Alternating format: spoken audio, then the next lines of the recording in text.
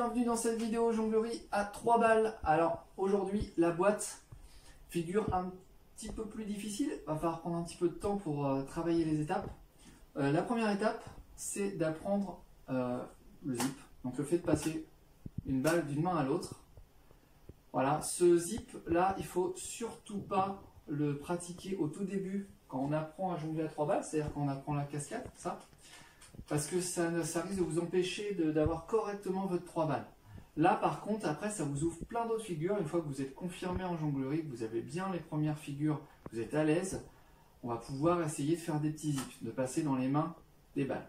Donc moi ce que je vous conseille pour cette boîte, ça ne va pas être un zip, ça va pas être juste de passer la balle dans la main, il va falloir lancer la balle un petit peu entre les deux mains quand même.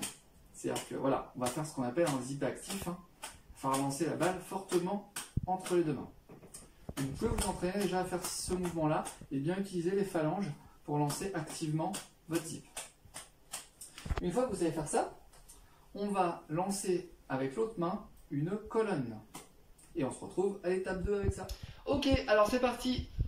On va assembler en faisant ceci, la colonne et le zip actif. Ce qui nous donne ceci. Je ne sais pas si vous regardez bien. Vous allez voir au niveau de ma main droite en bas que je renvoie fortement. J'active vraiment beaucoup avec mes phalanges la balle. On est bien synchro et là on est synchro dans la redescente aussi. Voilà. Il faut savoir le faire des deux côtés et donc la figure à 2 balles, ça sera ça.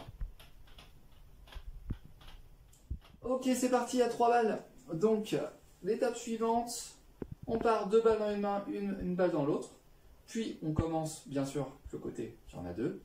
On lance le zip actif avec la balle qui part des 2, puis la colonne de l'autre.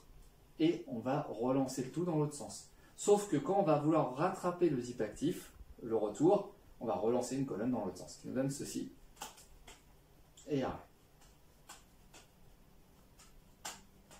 Une fois que vous savez bien le faire d'un côté, commencez avec 2 balles dans l'autre main, puis une fois que ça fonctionne, on essaye de l'enchaîner. Le plus difficile, ça va être de garder à peu près parallèle au sol la balle du bas. Voilà,